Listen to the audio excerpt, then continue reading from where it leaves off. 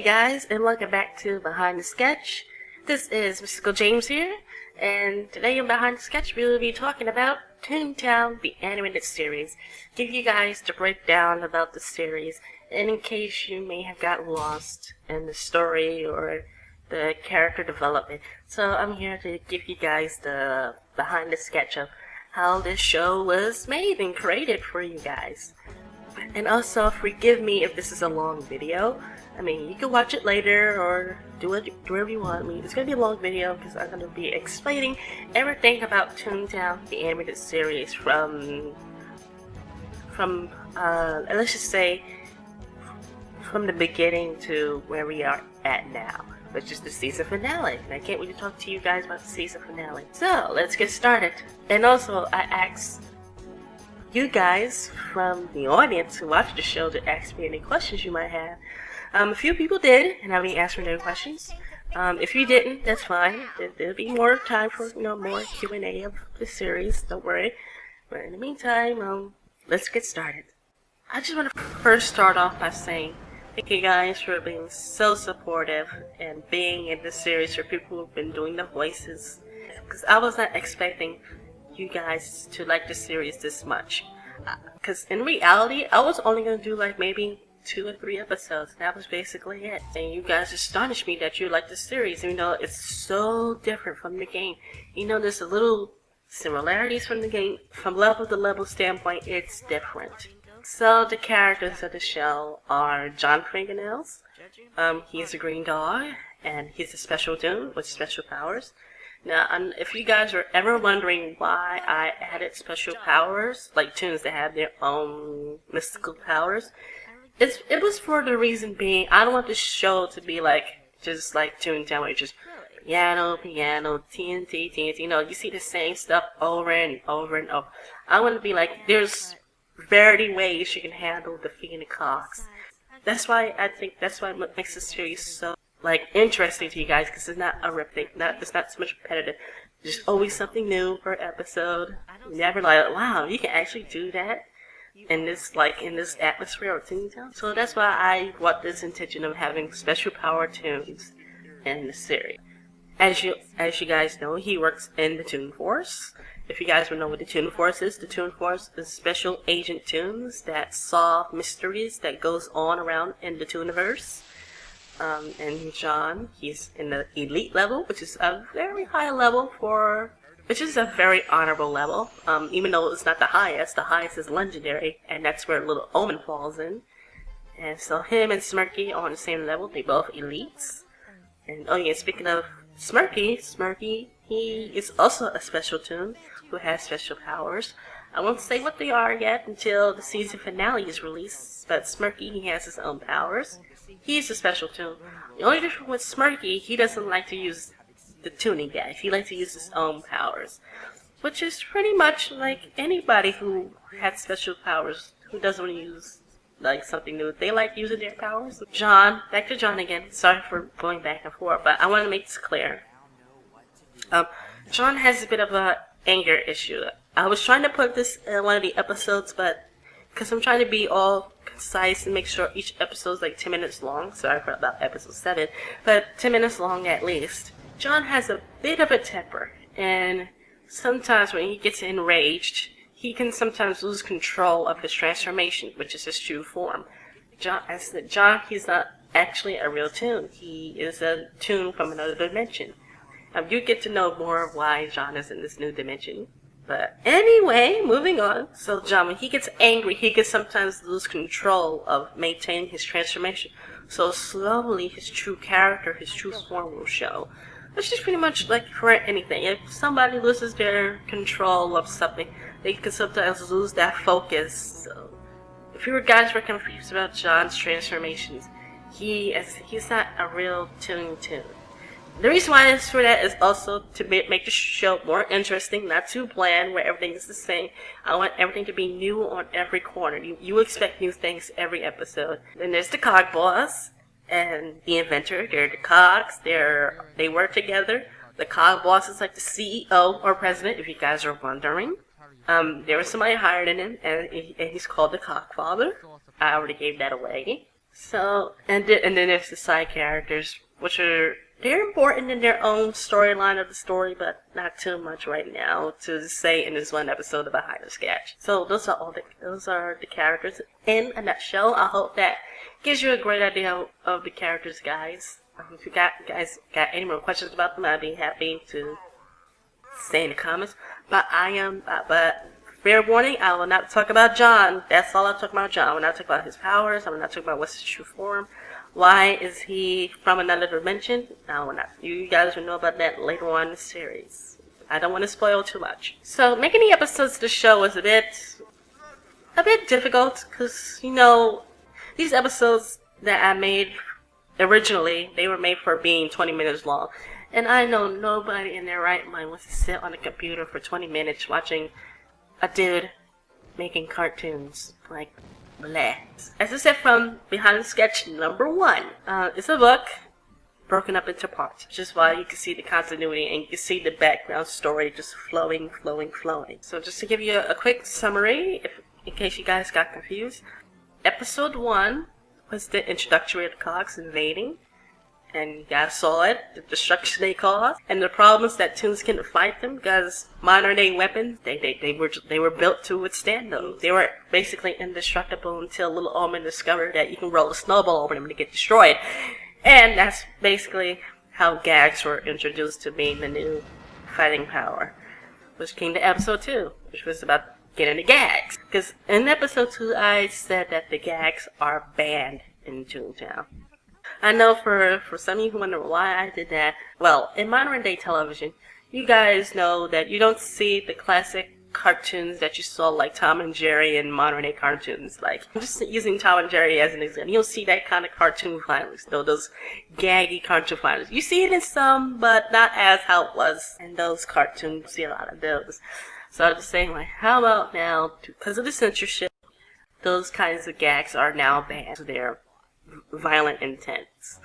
And so Little Omen tried to persuade the mayor, like Louise talked to the Toon Council, make sure they approve the gag. Little Omen convinced them by visiting Acme Jr. Basically, that's how gags got approved in Toontown. So I know it was a silly episode, but I just want to give a reason like why all the gags work against Cogs and not just throwing a TNT bomb at them like in Call of Duty. Yeah, anyway, episode 3. Episode 3 was introducing the heroes of the show. You know, Dee Dee was introduced. I want to bring in another hero, which was John. Because everybody likes John, right?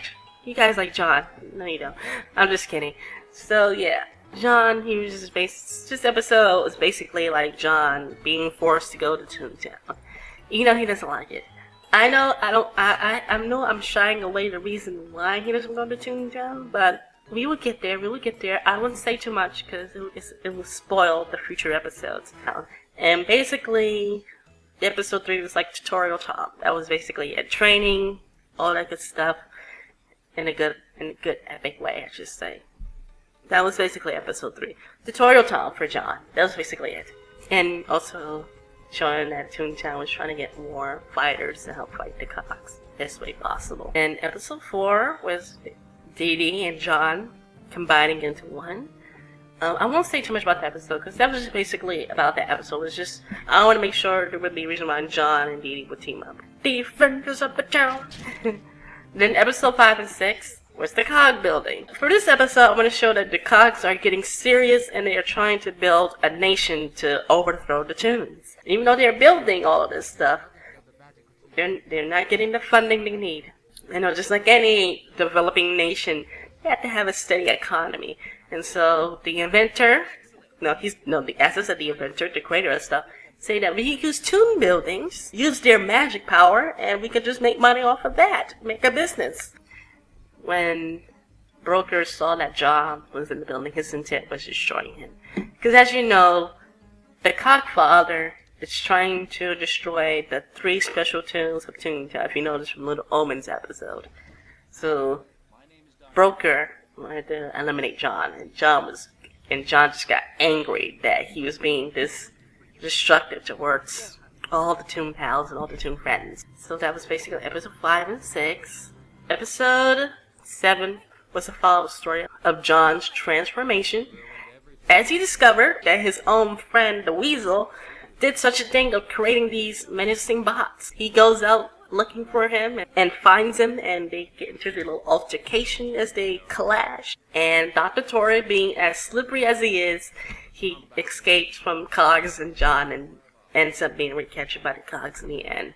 And John gets captured in the end, which led to episode 8 when John was being dragged by Smirky to meet Omen. He saw the trouble and the danger and wanted Smirky and John just to be united because the Cogs had more than just being just metal robots. They were a danger of evil magic. And John was just basically proving that story. Basically telling what he saw when he went into the broker's mind and saw, wow, these Cogs are made from dark magic. And finding them could be more than just using gags. It could be just gags and maybe a little bit of magic. So yeah guys, that's basically how the series was made, from the characters, from the episodes, and as I said, I showed why in the screen cap because I was asking people if they wanted Toontown or Every Kitty. Most of them said Toontown. And thank you to those people as I should give them their shout outs. Thanks to those people that if it wasn't for them, I would not be making this series. Now, in this segment, I'm going to answer the questions for some of my viewers. I'm sorry if this was long to hear the questions from my viewers. Sorry, you guys. I just wanted to make sure the important bullet points were reached. So on Twitter, Smirky asked at me, what inspired you to start animating shows such as Toontown series, Paw Toons, and all the others?